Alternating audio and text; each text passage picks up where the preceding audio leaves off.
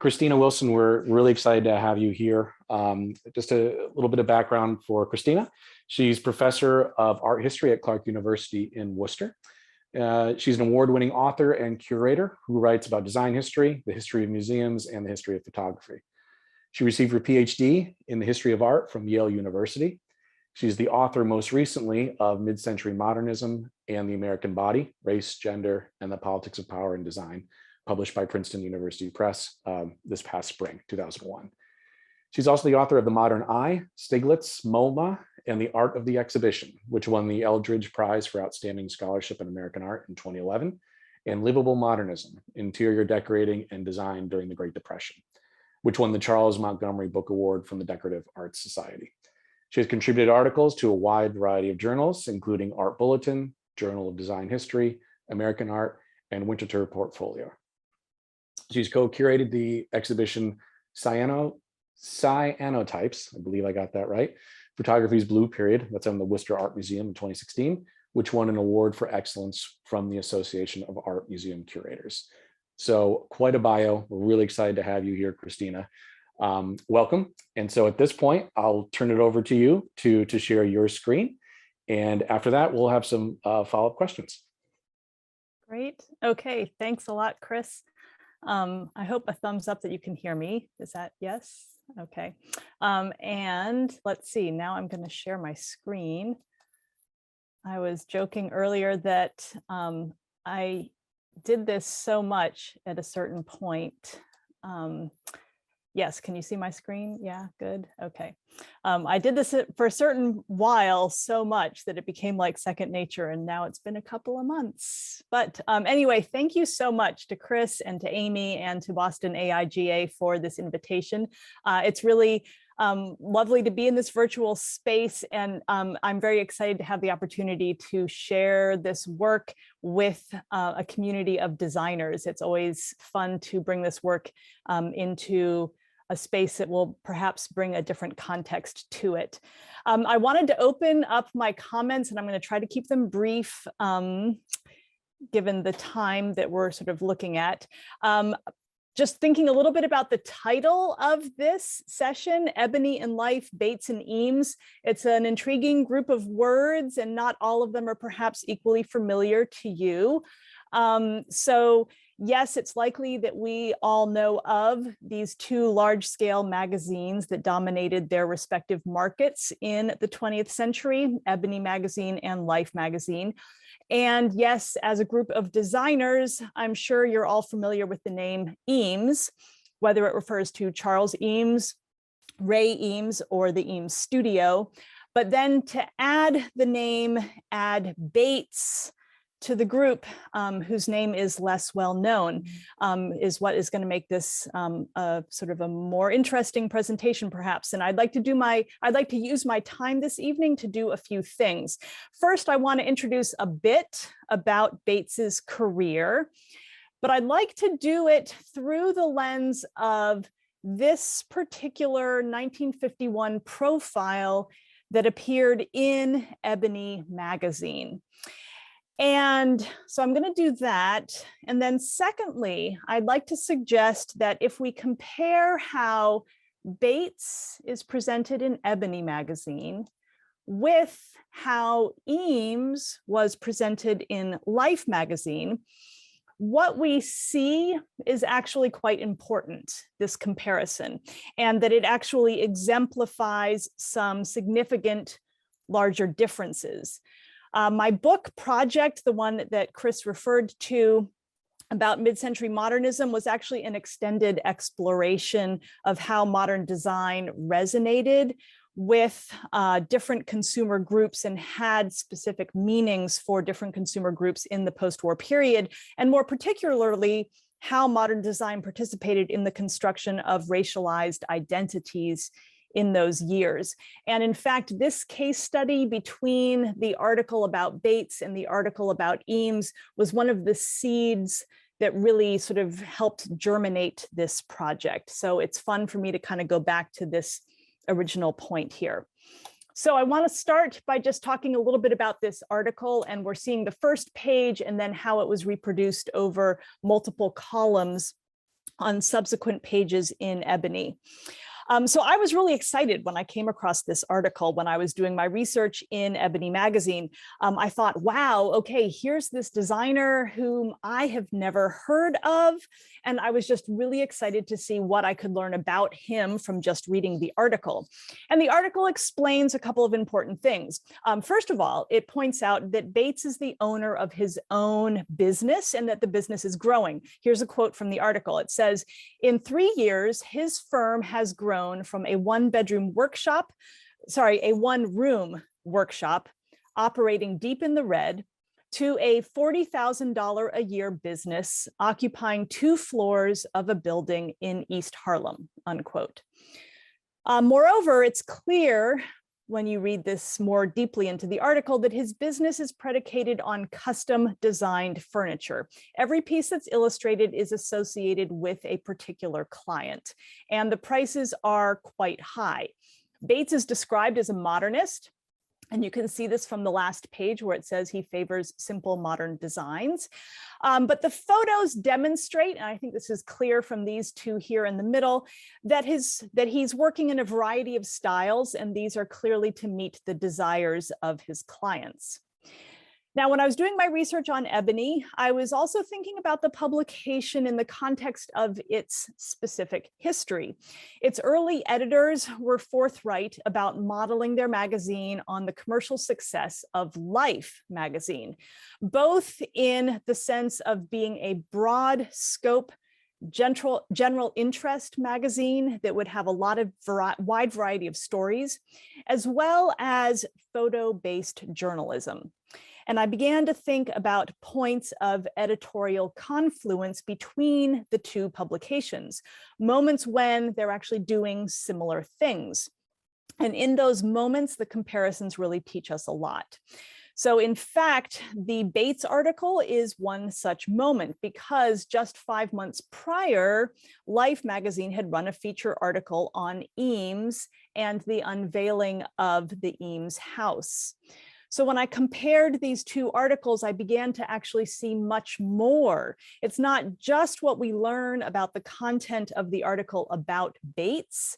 Rather, we begin to see how modern design is presented to the reading and consuming public and what assumptions and values accompany it. And so let's look at these two a little more closely, reading in between the lines, as it were. So the title page for each article includes both a photograph of the designer and a photograph of his work. In the Eames article, the larger photograph features his LA house, while the smaller photo made by Peter Stackpole captures the designer in his trademark bow tie, button-down shirt, and belted trousers. In the Bates article, the larger photograph made by Werner Wolf, who is working for the Black Star Photo Agency, depicts Bates in a t-shirt at work in his studio at a sanding machine with his brother Leonard at another work table in the background. And the second smaller photo is of a view of his designs in situ. And his designs are this entire bank of cabinets and then this second bank of cabinets in situ in the New York apartment of the theatrical agent William Morris Jr. Now, one thing we notice when we look, for example, at the Life article is how the Life article is emphasizing the designer's finished products. Even the photo of Eames is turning his physical body into an abstract design as he stands next to an air duct for his house, which has been painted with geometric patterns. So his black shoes disappear into the dark floor, while his shoulders reach the height of the one triangular pattern, and his unsmiling face matches this next triangular pattern. His hands are put in his pockets, and so any means of skilled creation has been completely hidden from view, and he becomes simply a part of the final design. In contrast, in Ebony, Wolf's photograph of Bates highlights his physical labor. The camera brings us right up to the edge of the massive piece of wood that he's sanding, and his bare arms impress us with his capacity for work. Immediately behind the sander, we see Bates's brother ripping a plank of wood at another work table, fingers exposed in a position that connotes precision and fine skill. And for the reader, these two men together dramatize the physical skill and strength that go into the fabrication of Bates furniture. Now, at this moment in the early 1950s, the physicality of artistic labor was perhaps best represented in the iconic photographs of the painter Jackson Pollock at work. In the world of fine art, Pollock's physical work represented rebellion against polite artistry. It represented psychic exploration. It also represented fundamentally freedom. Translated to the article on Bates, the physicality of artistic production has additional meaning. Bates is not merely demonstrating artistic freedom, nor is he simply performing stereotypical masculine strength. He controls his own physical labor in an era when Jim Crow restrictions on the Black body endured. He and his brother are visually joined in the photograph, their poses almost twinned, and together they connote an artistic community. If the white artist exercises freedom in a vacuum in a solo battle against the canvas, here the Black artist expresses his freedom through collaboration and shared labor. Indeed, the contrast between Bates's photographic representation and the Eames portrait really could not be more stark. The Eames photograph removes the designer from his physical labor entirely, a point underscored by one other photo in this article that shows Eames, and here it is, not at work on a piece of furniture, but rather pinning delicate tumbleweed from the quote unquote Mojave Desert to a wall for inspiration. So the reader is meant to understand that Eames is a cerebral artist. In his career, design products appear like Athena from the head of Zeus, arriving in the marketplace fully formed without sort of any messy construction that would disrupt the myth of their inevitability. And in the pages of Ebony, by contrast, artistic freedom is tightly tied to bodily expression. And modern design does not simply appear, but rather is crafted from the hands and labor of a body.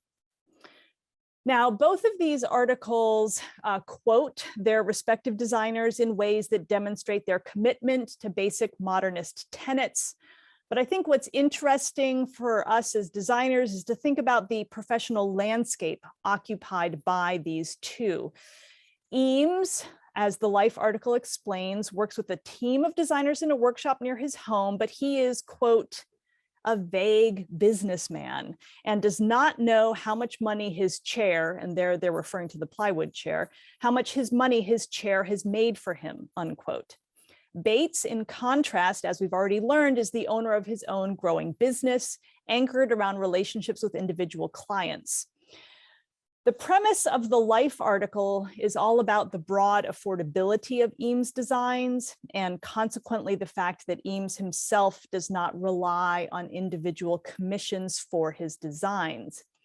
The Ebony article, by contrast, emphasizes the benefits of Bates's custom designs, and it quotes him directly. And I'll show you these two images along with this quote from Bates. Custom-made furniture is more expensive than the factory-produced kind, but there are so many advantages to justify the price differential. Mass-produced furniture today too often is standardized and fails to impart that warm, personal feeling so many people desire. A human being has individual needs in everything, furniture included. That's where a custom maker comes in. The idea is to find out the tastes and needs of a person and build furniture to suit them, unquote.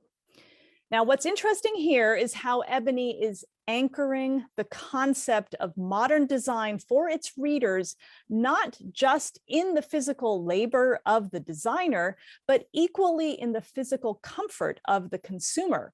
And I love this photo of a woman sitting on a couch with her legs crossed on this Bates designed modernist cocktail table.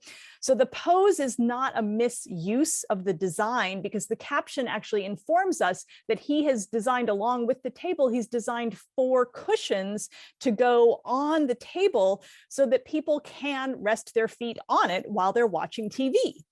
So the Bates article sort of emphasizes production over product, body over abstraction, and it's presenting readers of Ebony with an understanding of modern design that is fundamentally dissimilar to the one portrayed in Life and its feature about Eames.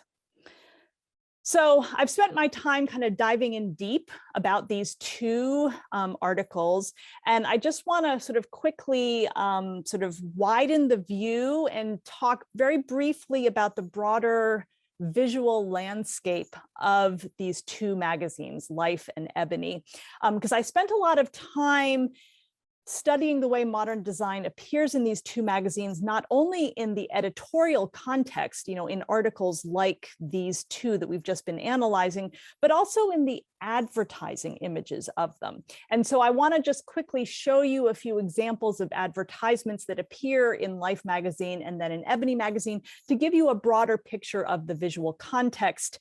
Because for a reader of magazines, editorial and advertising, it all just kind of begins to blur together as you're flipping the pages. It's not unlike the way we now consume social media feeds, I think. So when you take a broad view of modern design in Life magazine over the decade of the 1950s, one of the places that modern design appears over and over and over again is in advertising for cleaning products. So it's in floor waxes, vacuum cleaners, rug shampoos. Also, it's in products that would make your home cleaned at a very foundational level, like in floor coverings or rugs, this kind of thing. And while modern design might seem like a clever choice in advertisements for cleaning supplies, because modern furniture, simple forms would helpfully reveal a clean expanse of floor, its dominant presence in cleaning ads, I think, suggests a deeper logic. Indeed, people always talk about modern design as seeming very clean. How often, just think about this, do you read a description of modernism having clean lines? Or how often have you used the term clean when talking about modernism? In the 1950s in Life magazine, modernism was the prop of cleanliness. Modern design's vigilant stance against dirt in the advertising realm of Life is an example, I would argue, of modernism as an extreme agent of control. But it's more than that. I'd also like to suggest that modernism becomes a form of exclusion. The protagonists of these advertisements are invariably white women. The modern designs in their clean homes in racially segregated suburbs become props to reinforce their whiteness and to insist on racial exclusion. So in all 4 of the ads that we're seeing on the screen here, we see dynamics of exposure and then defense against outside forces. So just to quickly show you each of them in a little bit larger size, the GE housewife scurries around the room, protecting it from contaminants at all vantage points. The glow coat wife is exceedingly vulnerable. Just like her floor, she's got her back to the plate glass window where she will be unable to see any intruder, nor will she be able to move from her task arranging a bizarrely large vase of flowers, because any footprint will mar the floor's reflective surface. The Bissell wife balances carefully in the path of her cleanliness, surrounded by a presumably dirty brown rug, practically cornered by her modernist sideboard, and that object will not be revealed until the rug is clean, and she moves out from in front of it, therefore allowing us to see the object in its entirety. And the cork tone woman seems terrified, quite frankly, to walk on her floor. And she's, sort of gingerly sort of putting her her toe to the ground as she is cornered against sort of the unknown with this curtained window next to her.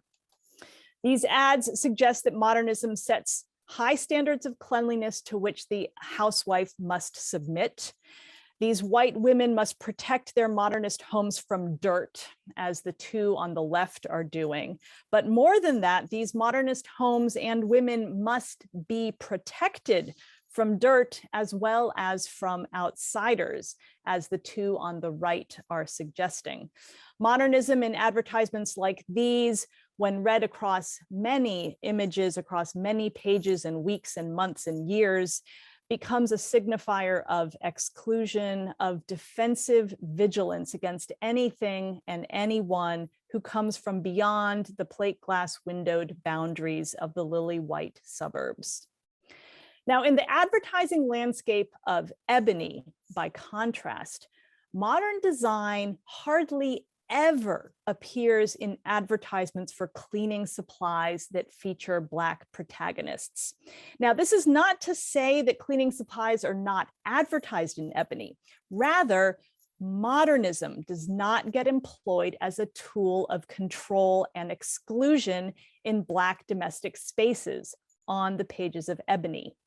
Instead, modernism much more commonly appears as a prop in advertisements selling a vision of Black social confidence. For example, what we're looking at here on the screen is a series of advertisements for Lord Calvert whiskey, which ran an ad campaign in both Life and Ebony. And so I'm showing you here on the far left the way the ads look in Life, and then here in the middle and on the right, the way they look in Ebony. And these ran in the early 50s, and it was around the tagline, "For men of distinction." And you'll note that the two in Ebony look almost like editorial content. So thinking about the blurring of editorial and advertising content, but the same line asserting the what proof the whiskey is, the 86.3 or whatever it is, runs across the bottom of all three of these. So each of these is a full page ad. Both of the Ebony ads feature Black men who were highly successful in the arts. We have Hilliard Robinson, who's a famous architect, and George Olden, a graphic designer and art director at CBS. The smaller images of them at home feature them being successful hosts. And I'll give you these two larger sort of views of these. And they have distinctive evidence of modernism. So here is Olden reclining in a Saarinen womb chair, and his guest is in a Rhism webbed side chair. And then Robinson here has two guests, and he's leaning against his large television, and both of his guests are sitting in some form of a webbed chair. I have to say that I've never been able to figure out what exactly the curve of this arm is to be actually able to identify this chair. And then in between them is an amoeba-shaped side table. The distinctive qualities in these images are that the protagonists are comfortable with their furniture, physically and socially. They're not cleaning them, they're not defending against outsiders or the unknown. This furniture is a prop of social ease, bodily comfort, financial security. Sure, we may be seeing some of these figures from the back, as if we are approaching the party, but someone is always facing us. And in fact, that someone is, of course, the host, the gracious host, as if they might invite us in. Modernism here is not about exclusion so much as confident social gathering. So I know we need to move to our Q&A, and so I just wanted to conclude with a couple of points. The repeated themes circulating around modern design in Life have to do with abstraction and exclusion. When it engages the body, it's really about a dynamic of erasure and control. Whereas the themes associated with modern design in Ebony have to do with bodily comfort, agency, social graciousness. And to map this onto race, for the largely white readership of Life, modernism is a symbolic tool to reinforce whiteness. And for the Black readership of Ebony, modernism was a tool of self-determination and independence in the face of a racist society. And so I'll stop my screen share, and Chris, Yes. I'd love to chat. Thanks, Christina. That is wonderful. And I should say to everybody too, I mean, you covered so much there, but there's so much more in this. So I highly recommend this. I undergrad in history, and once in a while you come across a book that just really blows you away. This is one of them. So I really recommend it seriously. And when I was going through this, in particular, the chapter that you really highlighted there, the focus is a lot on the differences, right? And you write that, Life emphasized modernism as resonating more with, your words, cleanliness, control, and affordability, and Ebony more about sociability, bodily comfort, and elite class distinction.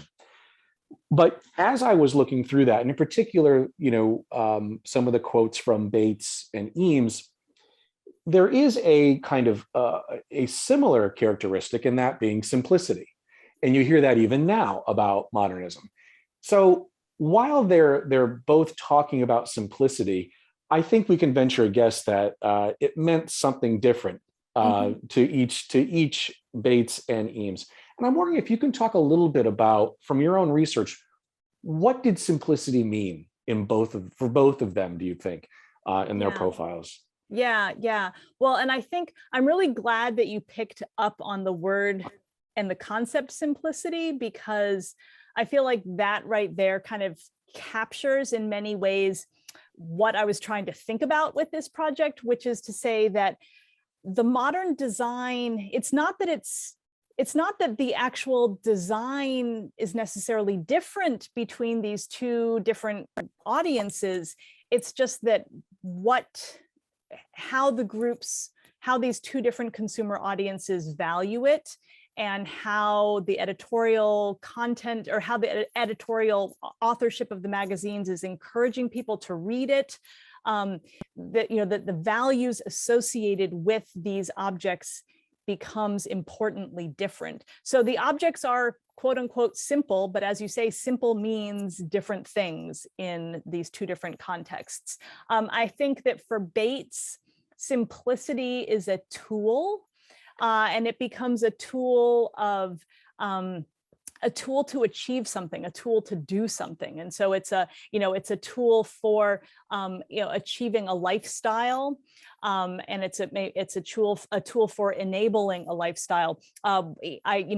I wrote about Bates, and I went deeper into his career in an article, and there's a tantalizing in some of the research I found, there's a tantalizing notes for an oral history interview where the interviewer said, Bates : what lifestyle would Black Americans have if they could? And it's like, oh, well, what was the answer to that? It's just sort of, it's an intriguing, that's the way he's thinking. And he's thinking about what these designs would enable.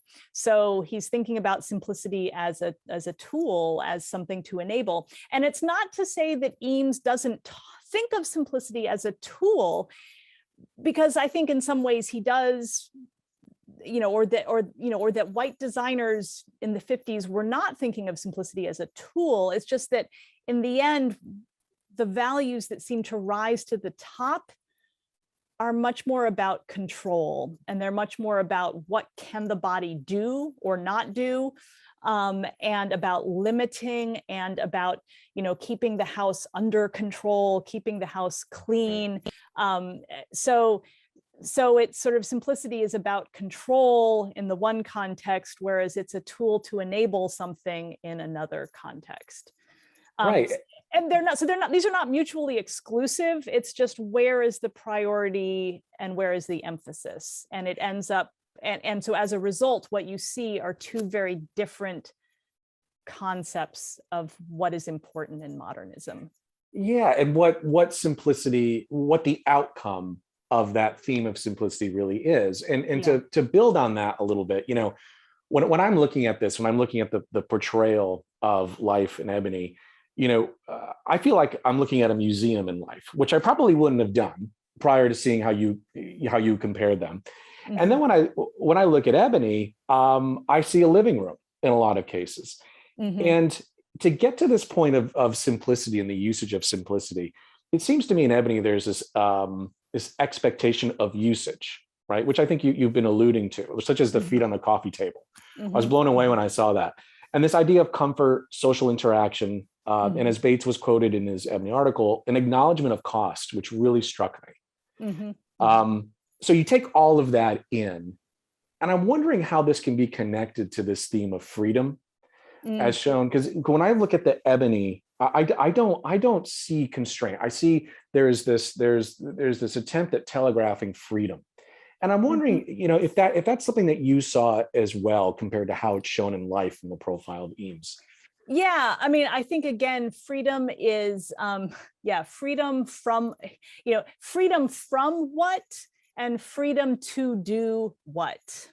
And these are, I think, for white Americans in the 1950s, freedom is being defined in one way, and for Black Americans, it's being defined very differently. And so I think, without a doubt, the establishment of ebony and the imaginary that ebony wants to construct between its editorial and the advertisements that they are reproducing in the magazine is really about a freedom to achieve a lifestyle that does not have the limitations of the racist eyes of white America, and is really, like, is free from that.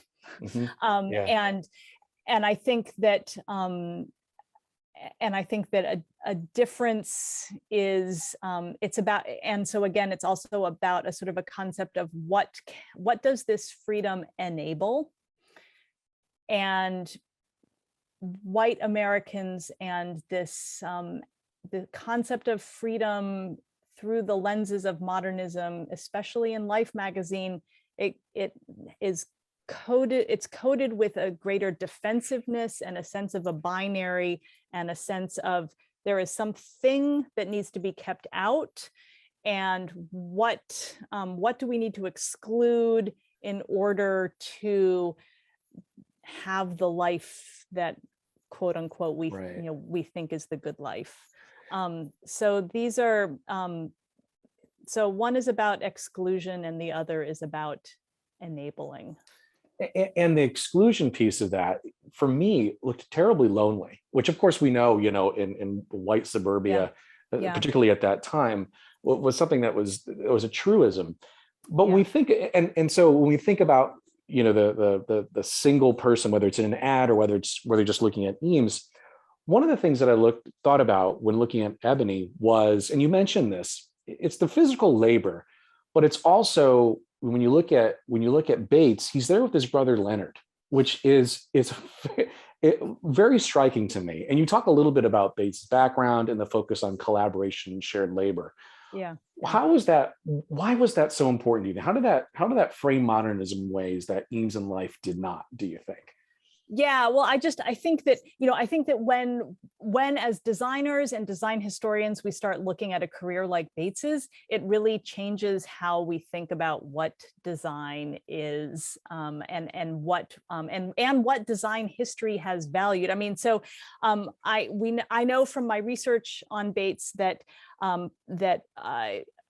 some of the foundational furniture making skills he learned are probably from his father. And so I would imagine that Leonard is also learning them from their father. And so there's a sense that this skill set and the products of that skill set are tied up in legacy and in family legacy. But then also a part of his story is that he wanted to be, he wanted to make a career out of being a furniture maker. But the Upholsterers Union in the 1930s, in the late 20s and the early 30s, was managed by the AFL, which had a history of deep racism, and so he was not allowed to join. So instead, he pivoted and had a very different career path through most of the 1930s, and was actually a dancer and an actor, and was quite accomplished. So that's actually how he's better known, is as a dancer in modern dance history. And he came back to furniture making, and so this sense of him owning his skills, owning the product of his skills, and that this represents, and the high prices represent the value of his work and his craftsmanship and this legacy. So it's, I mean, as design historians, there's always this sort of desire to find, the designs that became mass producible, and the sort of the innovations in manufacturing and what became accessible. But the designers who had access to industry connections were, first of all, predominantly white, but also secondly, it sort of excludes this understanding of furniture making and design, the practice of design, as being embedded in communities and in relationships and in personal histories, the way Bates clearly understood his practice. Yeah, and thinking about the differences too, and I should say to everybody who's listening, feel free to post a question in the Q&A, and we have one from Patricia. Was anyone discussing this topic back then? When you're research, did you stumble across any secondary or even primary sources where this was being discussed? Where what was being discussed? The topic at large. From Patricia, just the topic. I think in terms of, I'm assuming the differences between Ebony and Life. Was there any kind of contemporary discussion at the time about this? Well, I mean, so Ebony was, like I said, the first editor and John Johnson, who was the founder of Ebony, I mean, they were self-conscious about wanting to model the publication on Life. So, but this conversation about what modernism means, I don't know that people were that self-conscious about it, because most people aren't like analyzing their own time period. I think it's right. Yeah. I think that there's what brought me to this was a sense that what started my interest in this was the question: is mid-century modernism about whiteness? That was my starting point. Is it about whiteness? And if so, how would you go about sort of engaging with that question? And I started sort of finding, some evidence to suggest that in Life magazine. But then I was also thinking, but there are other consumers who are buying modernism at this time, and who are not white, who are not identifying as white. And are they buying modernism to try to, copy white lifestyles, or are they buying modernism possibly for other reasons? Like, are there other discourses that modernism is resonating in? Are there other value systems and constructions of meaning that modernism is a part of? And that is what led me to looking at Ebony, because I thought that's a good point of comparison between Life and Ebony. Right. Yeah, so that's sort of how I came into this project. Yeah, and thinking about Ebony too, you're right.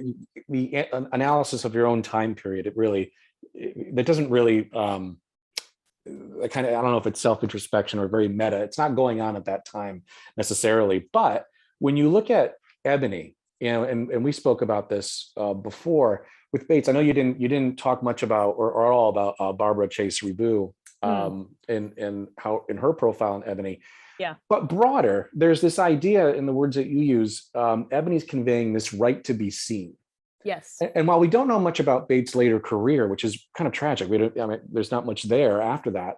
We do know about Chase Rebu. How does this right to be seen kind of carry through from this time in the 1950s in the decades forward, do you think? Yeah. Well, I mean, I think that is one of the major, I think one of the major points of value in Ebony, especially as it sort of what it establishes in the 1950s and then what carries forward, is this idea of a Black community being represented by itself to itself, and the idea of photography and image making, and sort of having control over that, over the construction of representation and representing oneself to oneself. And so in the case of the Barbara Chase Rebu, which I was only showing just because that was the cover of Ebony that I happened to have and that I reproduced in the book. But that image is so great because there she is, on the streets of Rome, and, there she is to be seen. And that's at the very beginning of her career. She's actually being introduced as a young painter, but she goes on to become an incredibly important sculptor who's had a major retrospective just 5 or 7 years ago at the Philadelphia Museum. She was part of Soul of a Nation, the big exhibition that was traveling for the last couple of years. So she's, had this extremely important international career. But interestingly, when she goes back to images of the very beginning of her career, it's the photos from that photo shoot that are often what she chooses to reproduce at the very beginning of her career. And so I think there's something important about that sense of being represented and being seen, and the importance of being seen. And that also just goes to the importance of being seen doing your artistic labor. Right. And the comparison with Pollock, and that this is artistic labor, and agency, and sort of agency in the Black body, which is not something that in the 1950s was accepted very readily by many white Americans. Right. And I think related to that, and your approach in looking at Ebony and that right to be seen, here's a question that was posted. When you're selecting inspiration for maybe a project ideation, if there are elements pulled from racially charged pasts, the 1940s, 1950s ads, for instance, what are some methods that can be used to make sure that inclusivity can still be at the forefront of that work? That's a really, really good question. And I think that, I think one of the parts of this project was thinking about the terms that I was interested in investigating, and then also looking for source material that would represent that would represent diversity in terms of what I was looking to do. So the first chapter in my book, so I decided that I wanted to do a chapter about decorating advice manuals, home ownership, this kind of because there was a whole sort of industry of these right after World War II, and the sort of the sense that everyone's going to want to be building a home, and so sort of all this advice around this, and thinking about the fact that Paul Williams, who's a very famous African-American architect working in LA, that he had published 2 books like that, and so to put him in context, his publications in context with the publications of white authors, was an important way to make that, to construct the analysis of what are home decorating advice manuals offering, and sort of to ground the sense of the multiplicity of authorship possibilities that are in the market. And in the case of my discussion about Ebony and life, I think the other thing that I would say is that as a scholar, I'm really interested in the reception of modernism, and how modernism gets presented to the consuming public. That's one of the things I'm really interested in. And so that's why the comparison of Ebony and Life felt really important to me to do, because the magazines as publications are they're so well constructed as points of comparison, rather than, for example, doing House and Garden or something like that, because House and Garden is just kind of, there is not a comparable shelter magazine for an audience that is not a white audience. Right. So anyway, so that's a little bit of how I developed that. But it's also involved a lot of me thinking about the fact that I'm a white scholar and what are the things that I have heretofore overlooked, and where are my, and as much as I can be like paying attention to where my blind spots are and learning about them as much as I can. Yeah, that's great.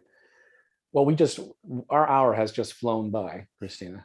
One last question for you. Yeah. What's your next project? What's your topic of interest? What's next?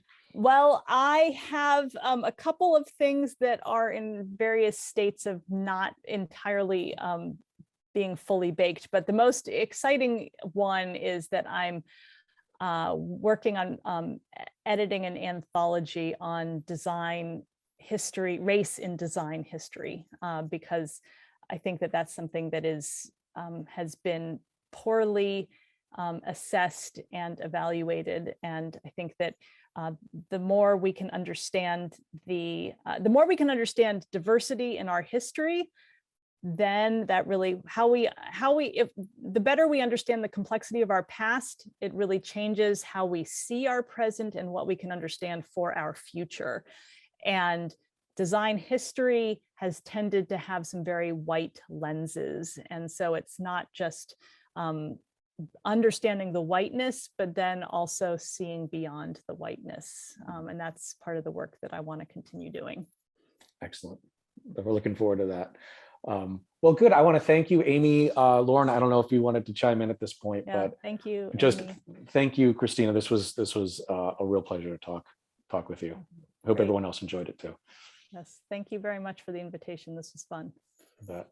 Yeah, and I have to say too, Chris and I actually found out about Kristina because we read a New York Times article, which in the recap, we're going to send through just a quick survey on our events, and we'll send that link also so you can take a look at that. It's an amazing article of many other designers that have been lost in history. It blew my mind. I'm just like, I can't wait to learn more about all of these different designers and artists. So Kristina, thank you so much. Yes, thank you. So grateful for having you. Chris, thank you as always for being a great moderator for our events. And if you have any feedback or questions or anything that comes up, you know where to find us online. Just Google AIJ Boston and you can get in touch with us. So thank you all. Thanks so much. All right. Thanks again, Kristina. Okay. Take care. Take care. Bye-bye. Bye-bye.